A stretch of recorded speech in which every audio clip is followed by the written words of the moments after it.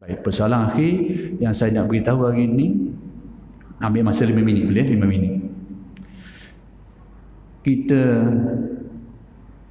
mengaitkan imam-imam tertentu dengan faham Salafi Wahabi ini kalau tak cermat boleh membawa kekeliruan lah.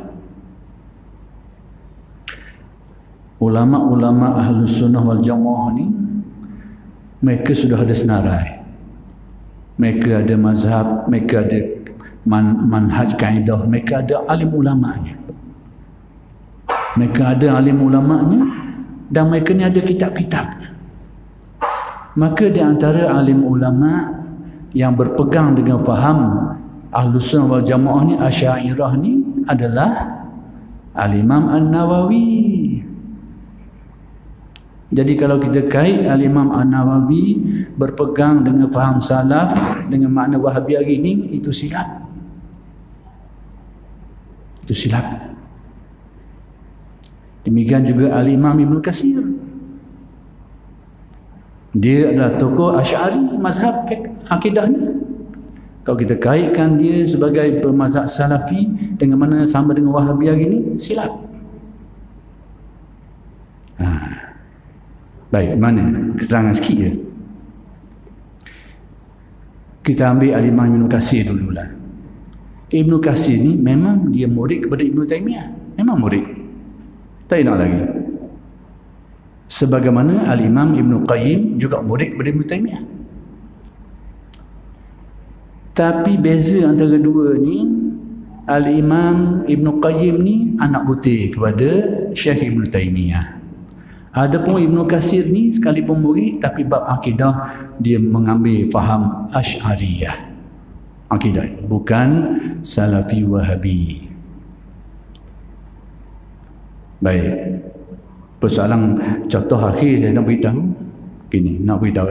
Saya tak mahu hurai panjang dah ni, cuma nak khabar bahawa mengaitkan dua tokoh ni dengan faham Salafi yang sinonim dengan Wahabi hari ni, itu silap. Poin akhir saya nak khabar, Wahabi ni antara ciri dia, antara benda yang dia tak berahi sangat, ziarah kubur. Itu dia tak berahi semua. Ziarah kubur dan tawasul. Ini antara isu Salafi Wahabi ni memang dimusuhi secara keras. Bahkan mereka melabelkan orang yang menziarahi kubur dan bertawasul sebagai kuburiyun. Kuburiyun tu maknanya tapi difahami seolahnya orang yang mempertuhankan kubur lah. Seolahnya gitu. Kuburiyun. Letakkan. Baik.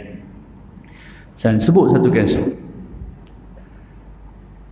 Kalau kita nak katakan, tadi saya kata bahawa antara isu yang ditolak secara berat oleh Salafi Wahabi ni, isu ziarah kubur dan juga bertawasul.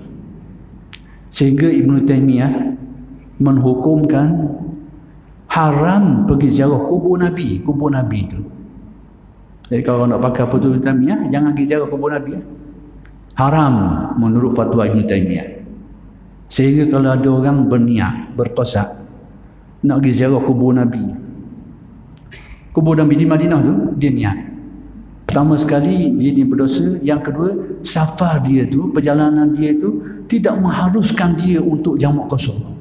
Sebab perjalanan dia tu bukan niat yang diharuskan, niat yang berdosa, yang diharamkan. Sampai begitu. Kubur orang lain lebih-lebih lagi lah. Kubur orang lain.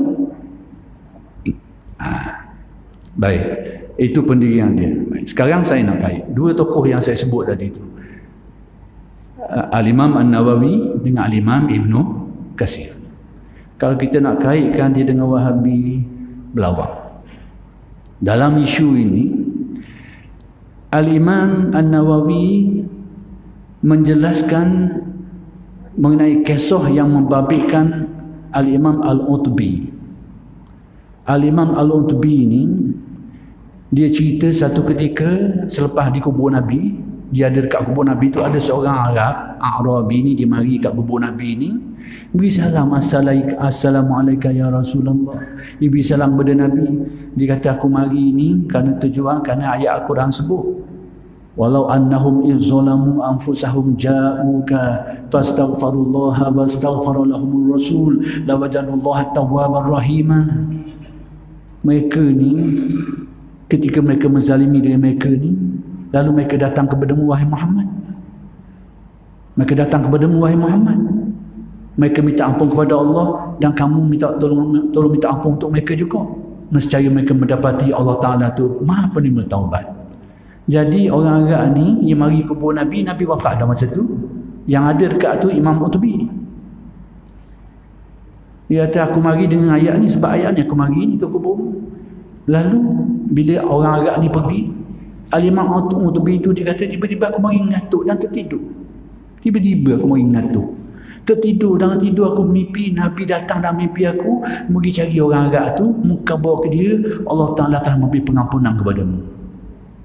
Kisah ini disebut oleh Imam Nawawi di dalam kitab Idah, Al-Idah. Jadi kalau kita dah kata Imam Nawawi ni berpegang dengan faham Salafi yang Wahabi hari ini, ni harus berlawang.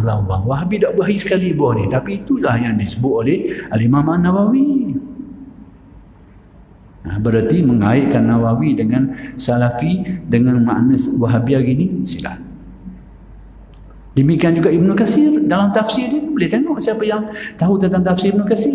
Buka dalam tafsir Ibnu Katsir itu ketika menjelaskan ayat saya baca tadi tu, walau annahum izzalamu anfusahum, Imam Ibnu Katsir bawa kisah Al-Imam Utbi tadi tu dalam tafsir dia tu. Sedangkan inilah isu yang sangat tidak disukai oleh Salafi Wahabi. Itu saya kata nak mengaitkan dengan Imam. Cuma memanglah kitab-kitab Imam Nawawi ni dia ada kitab besar dia, Syarah Sahih Muslim. Kitab tu dikatakan diguna pakai secara meluas. Sebenarnya bukan orang Wahabi saja pakai, bukan Salafi Wahabi, seluruh dunia pakai kitab. Jadi kalau kita nak kata orang Salafi Wahabi pakai kitab ni, maka disebabkan kerana dia juga bukan Salafi Wahabi, silap. Sebab apa? Kitab ni dipakai seluruh dunia. Sebab apa? Antara syarah Muslim yang paling baik sekali. Antara kitab syarah Imam Muslim hak paling baik, hak berenah sekali. Jadi dipakai oleh semua orang. Bahkan tokoh-tokoh Wahabi mutakhir ni ada yang menolak Al-Imam An-Nawawi ni. Kitab dia pakai kitab dia ni. Tapi dia tolak Imam Nawawi ni sebab apa? Bahkan ada yang mengkufurkan Imam Nawawi. Kenapa? Sebab dia berpegang dengan akidah Asy'ariyah. Jadi kalau kita kata Imam Nawawi sebagai Salafi Wahabi, silap. Dan kita tengok data-data lain. Jadi akhir sekali Imam Nawawi ini nak kabarnya dia ada tulis satu kitab. Ini fakta akhir saya nak kabar malam ni. Dia tulis kitab Al-Azkar. Dalam tu dia ada tulis tentang satu fasal tentang ziarah kubur Nabi. Tapi kitab ini telah diubah oleh Salafi Wahabi. Dia cetak semula, dia buang dia tu. Tengok. Imam Nawawi tulis bab tu ziarah kubur Nabi, tapi dibuang. Sebab apa? Isu ziarah kubur ni sangat tidak disukai oleh Salafi Wahabi. Jadi kalau kata Imam Nawawi dia termasuk salaf Wahabi ni, silap. Keliru fakta tu.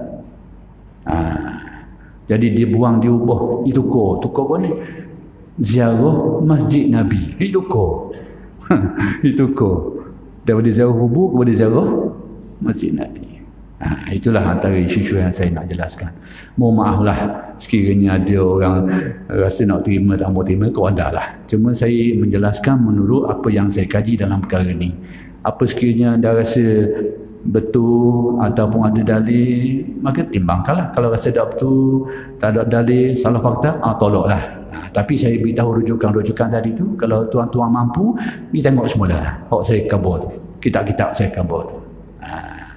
Itu saja dulu. Sekianlah saya dulu. Aku qauli hadza wa astaghfirullahalazim li wa lakum. Assalamualaikum warahmatullahi wabarakatuh.